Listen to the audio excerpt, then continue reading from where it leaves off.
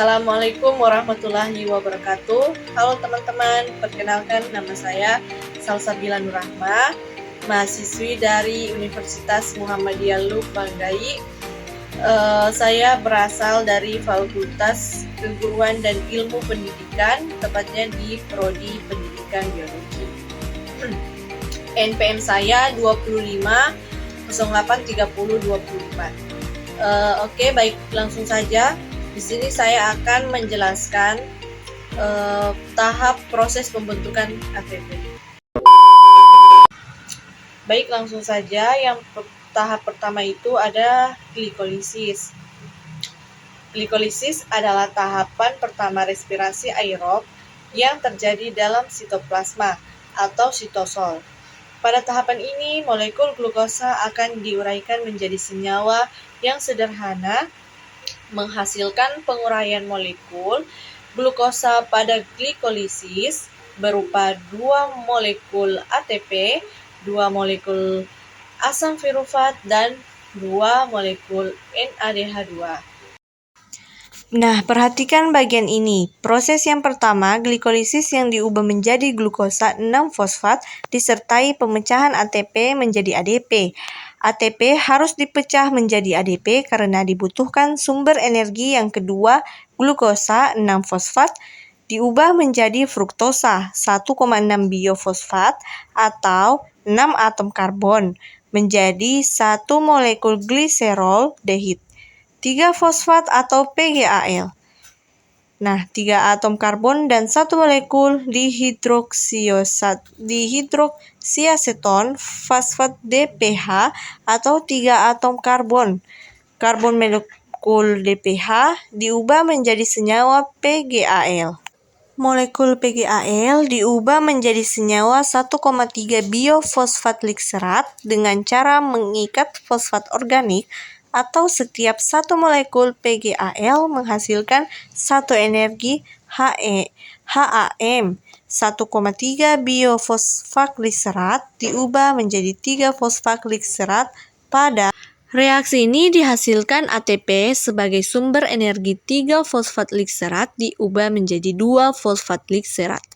Nah, 2 fosfatglikserat ini diubah menjadi senyawa fosfonalpirufat atau PEP. Fosfonalpirufat ini diubah lagi menjadi asam pirufat disertai pembentukan ATP.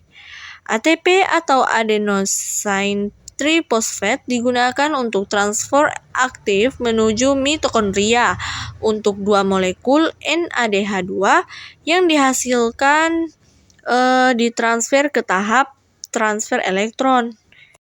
Nah, jadi ringkasannya pada tahap glikolisis yaitu glukosa ditambah 2 ATP diubah menjadi 2 asam pirufat ditambah 2 NADH2 ditambah 2 ATP.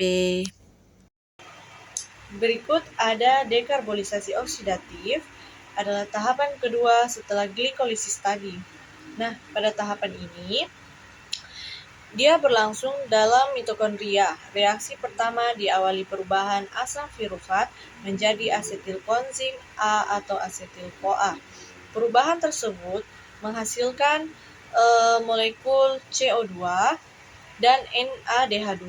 Artinya, satu molekul asam pirufat akan menghasilkan satu molekul asetil CoA, CO2, dan NADH2. Karena tahap glikolisis dari hasil 2 asam pirufat, maka dekarbonisasi oksidatif menghasilkan 2 molekul asetil CoA, molekul CO2, dan 2 molekul NADH2. Nah, berikut urutan proses dari dekarbolisasi oksidatif yaitu asam pirufat yang terbentuk pada tahap glukolisis akan melepaskan gugus karboksilasid atau CO. Sisa atom karbon dalam bentuk CH3, COO negatif akan mentransferkan kelebihan elektronnya pada molekul NADPH menjadi NADH. Nah, untuk CH3-nya itu atau COO negatif diberikan kepada koenzim A membentuk asetil koenzim A atau asetil-CoA. Selanjutnya ada siklus Krebs. Nah, siklus Krebs ini merupakan tahapan ketiga dari serangkaian proses referensi aerob. Pada tahap ini akan dihasilkan 2 molekul ATP 6 molekul, NADH2 2 molekul, FADH2 dan 4 molekul CO2. Nah, berikut ini adalah urutan proses dari siklus asetil-CoA yang memiliki 2 atom karbon berikatan dengan asam oksaloasetat yang memiliki 4 atom karbon membentuk asam sitrat yang memiliki 6 atom karbon asam sitrat diubah menjadi asam isositrat. Nah, asam isositrat ini memiliki 6 atom karbon diubah menjadi asam ketokularat memiliki 5 atom karbon. Nah, dari reaksi ini disertai pelepasan CO2 dan pembentukan NADH2. Asam ketokularat memiliki 5 atom. Karbon diubah menjadi suksinil, koenzim A atau asetil-CoA yang memiliki 4 atom karbon. Nah, reaksi ini juga disertai pelepasan CO2 dan pembentukan NADH2 suksinil asetil-CoA yang terbentuk diubah menjadi asam suksinat yang memiliki 4 atom karbon. Nah, dari reaksi ini dia menghasilkan GTP. Selanjutnya, GTP diubah menjadi ATP. Lalu, asam suksinat ini diubah menjadi asam fumarat disertai pembentukan FADH2.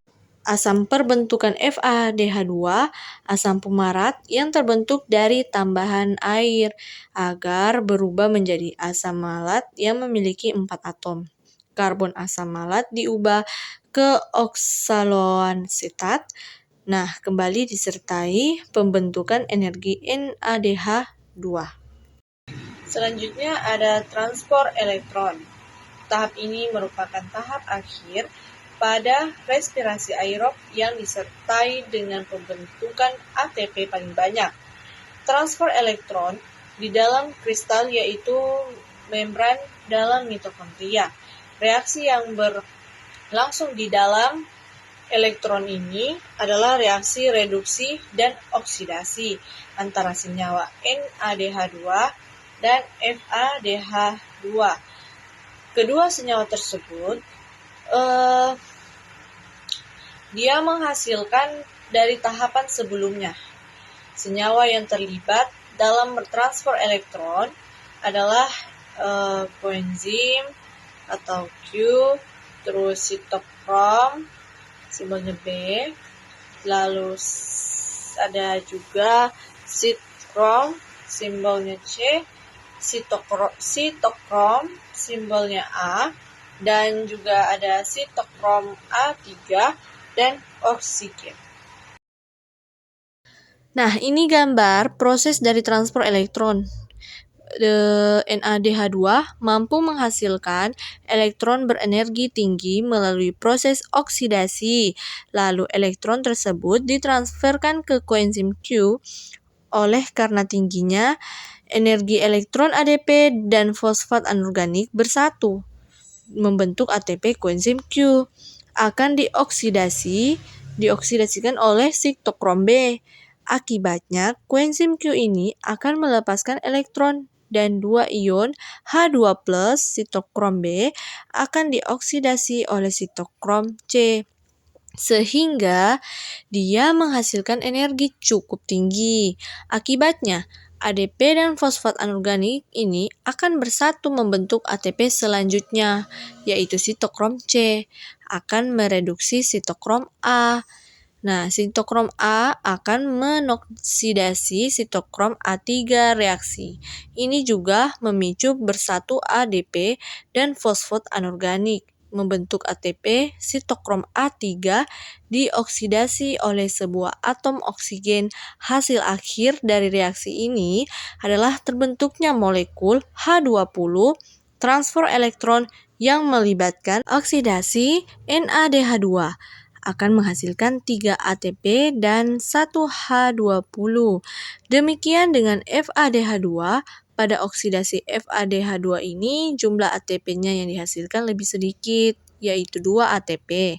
Hal itu disebabkan karena kecilnya energi yang dihasilkan dari oksidasi FADH2.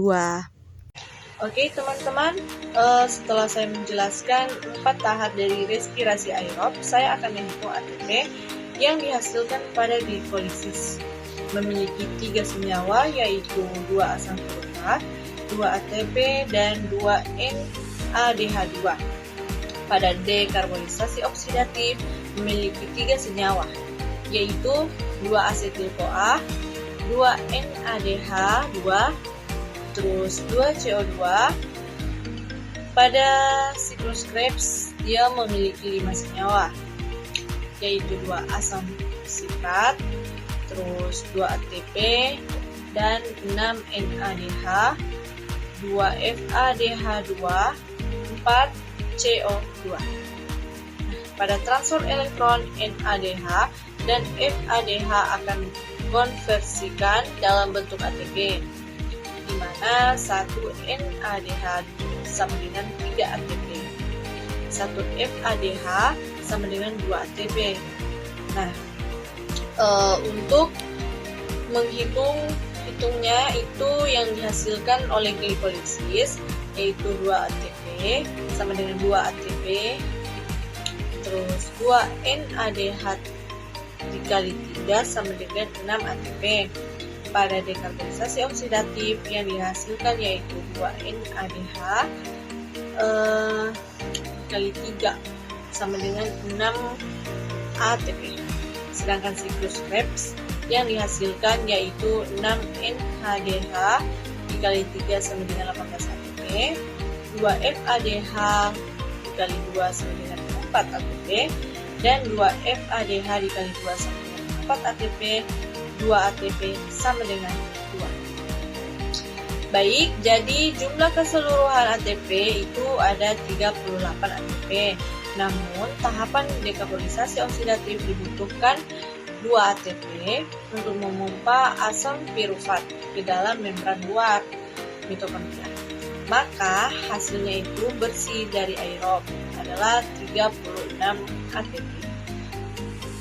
Untuk menghitungnya, yang dihasilkan oleh glikolisis yaitu 2 ATP sama dengan 2 ATP, 2 NADH dikalikan 3 sama dengan 6 ATP. Pada dekarbonisasi oksidatif yang dihasilkan yaitu 2 NADH dikalikan 3 sama dengan 6 ATP.